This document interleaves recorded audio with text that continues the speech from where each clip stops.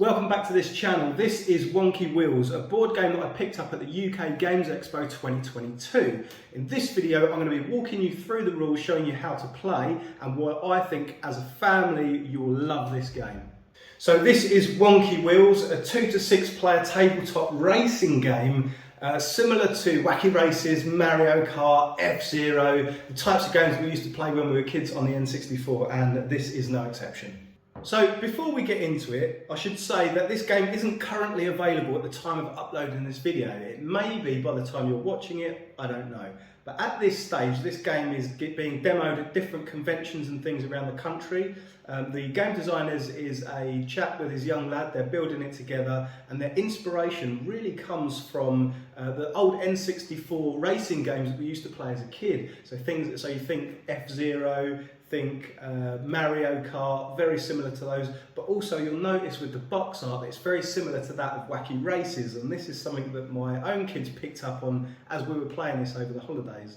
So far I've played it while we were away on holiday with the kids. The family absolutely loved it, particularly the kids. They loved the artwork, and we played it at the Board Game Cafe. So once a month we have a Board Game Cafe at Hope Corner Cafe, and we got some of the guys to play that. We had a fantastic time playing around. They enjoyed the game as well. It's definitely one I'd recommend, particularly for families. So as soon as it is ready, I'll leave a link in the description below. As soon as you can follow their Kickstarter to pledge for their campaign, or as soon as as soon as it's ready to buy, I'll put the link in there. But I'll put any details I can find about the company, about the games that they're developing, their progress. I'll put it all in the description below so you can follow that. But for now, let's just get into the game. I want to show you it. It's one I'm very excited about. So it's a game for 2 to 6 players.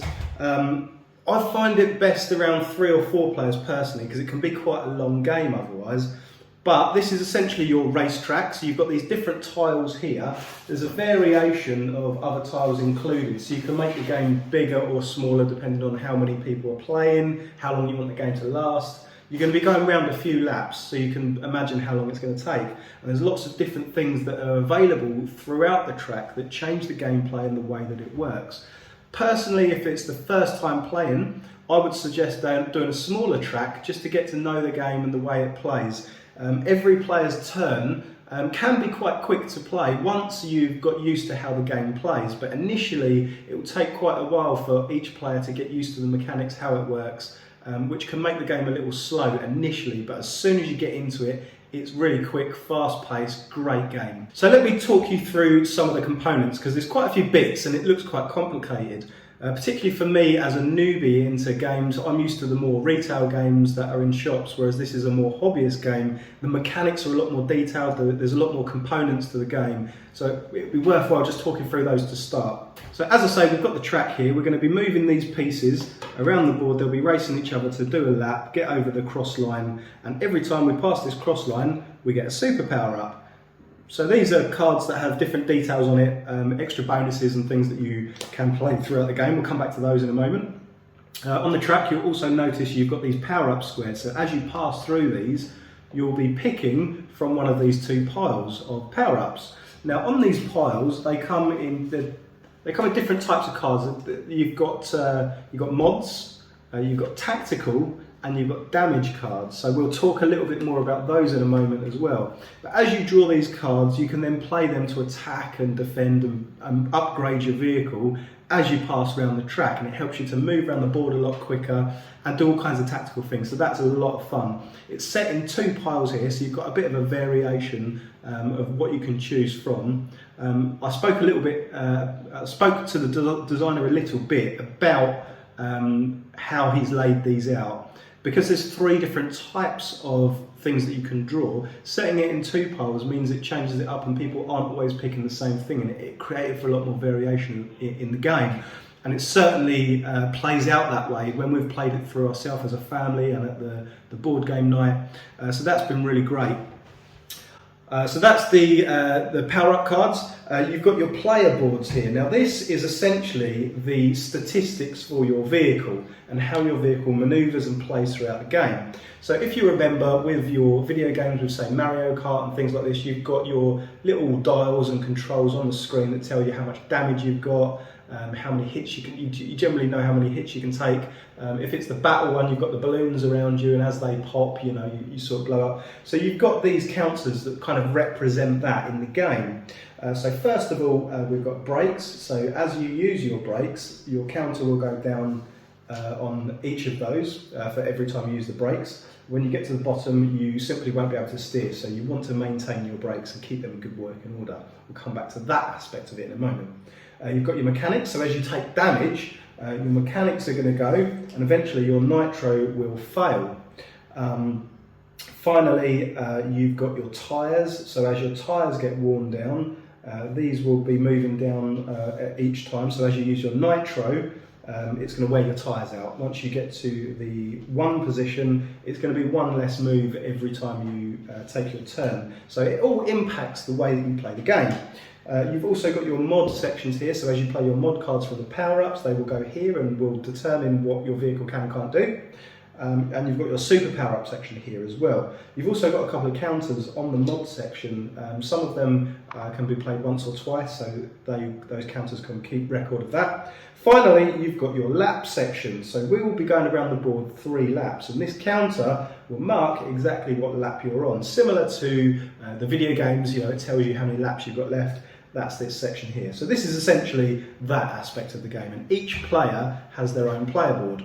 In addition to the player board, we've got a series of different types of movement cards. Now this is how we're going to be moving around the board. So it's not a roll and move, you've got a selection of cards to choose from, and this will determine how you decide to plan your move, plan your strategy, think about how other players may play their turn, and try to manoeuvre around the board, around the players, and win the game. So here we've got different types of steering.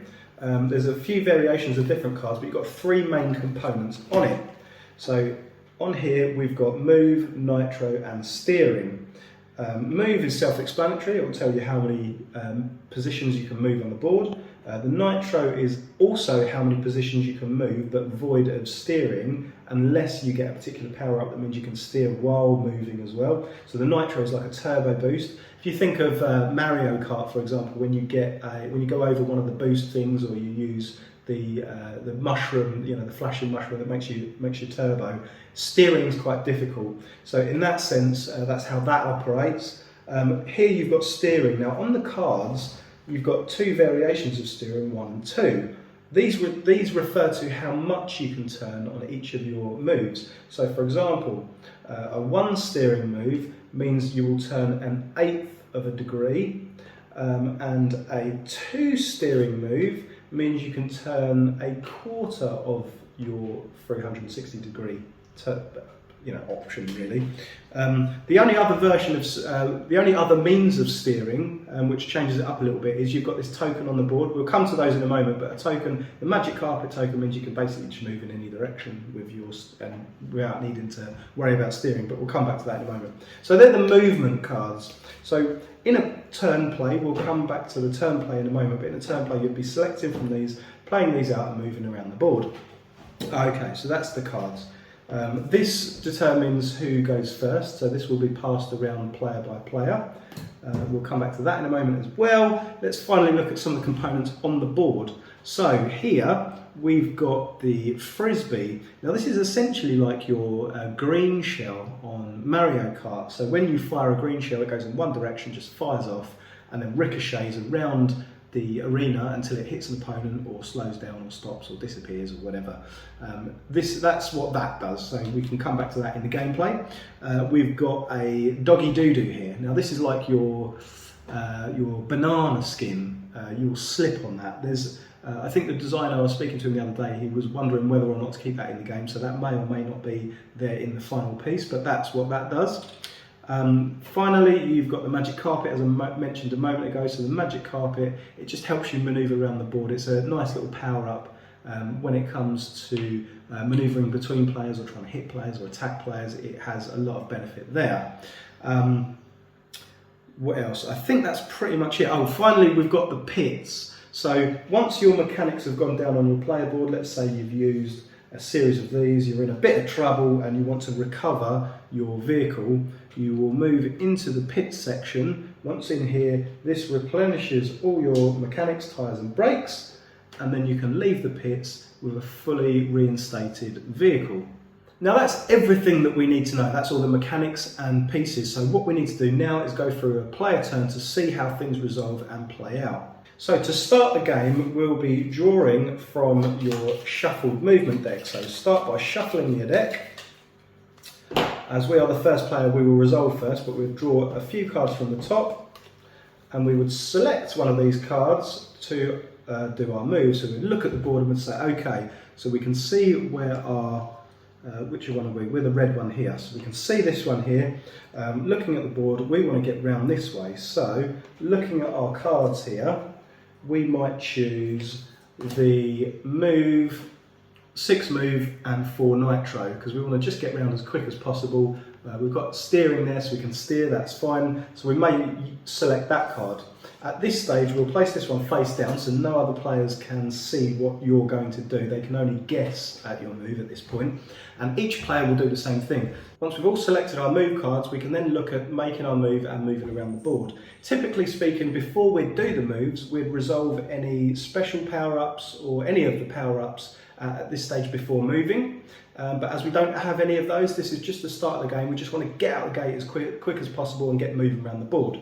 So we'd start with our card. We have a move 6, 4 nitro and steering 1. So you'll remember steering will give us an 1/8 of a 360 degree, whereas a 2 will give us a 1/4 of a 360 degree. Now you can use that as much as possible as you're moving through, but you can only turn that amount on each of your spaces.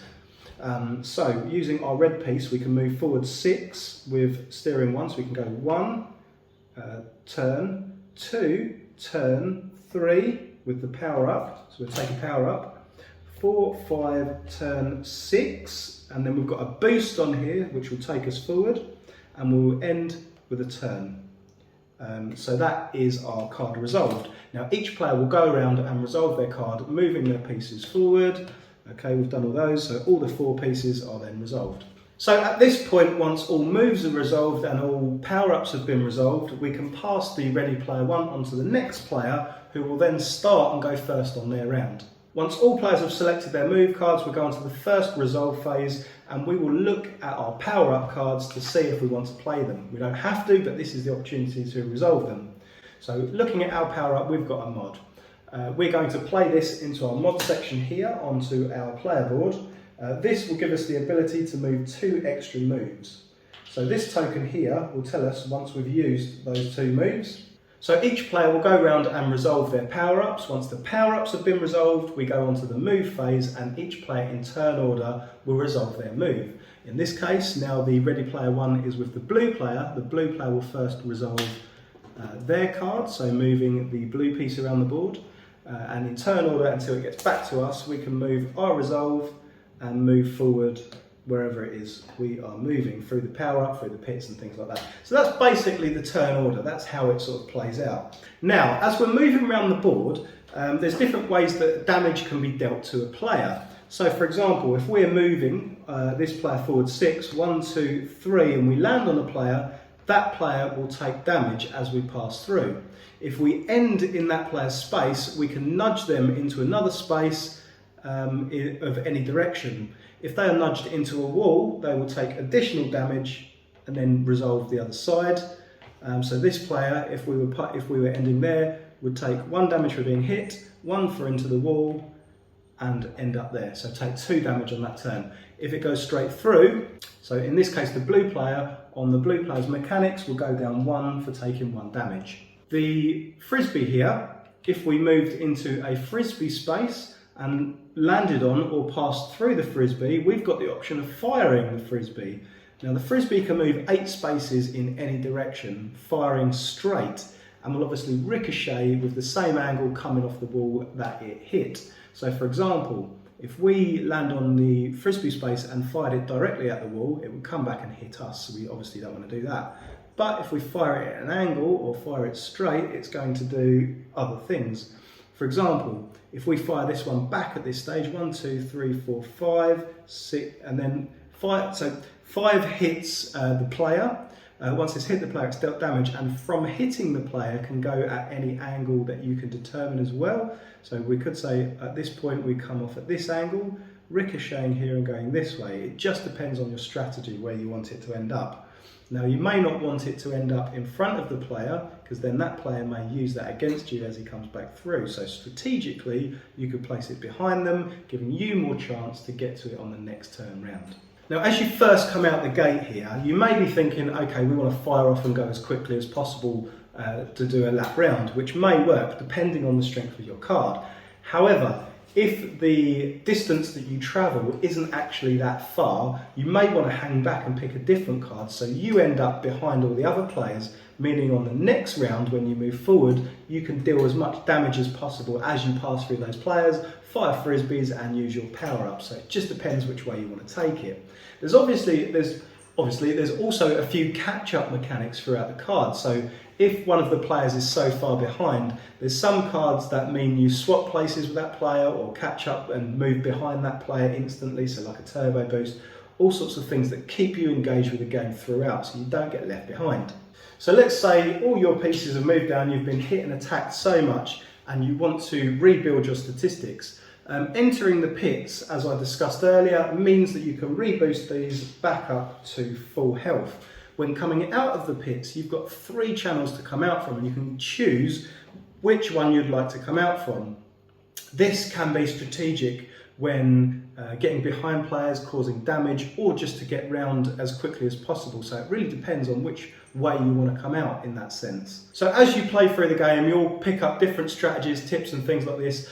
And there we have it, that is Wonky Wheels. As I said before, they're still in development, so there's a few changes that are likely to be made, whether that's artwork or a couple of mechanics, but the basis of the game is solid. It is a great game to play, it's a lot of fun. As I say, we played it at a couple of different places. I've played it a few times with the family, I've played it at the Board Game Cafe, but I also had the pleasure of playing it with the designers at the Games Expo. But that's been Wonky Wheels. I hope you've enjoyed it. Let me know in the comments what you think about it, if you like it, if you don't, if you think there should be changes. Any comments, because it helps to support the designer. All feedback helps, particularly in development of the game, because they can make those tweaks at this stage before it goes to Kickstarter.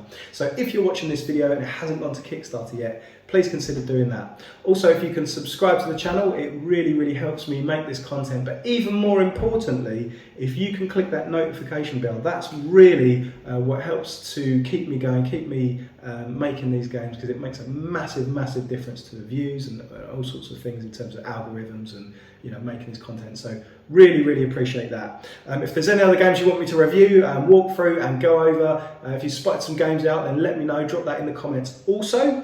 Other than that, I hope you've enjoyed it and I will see you next time. Cheers.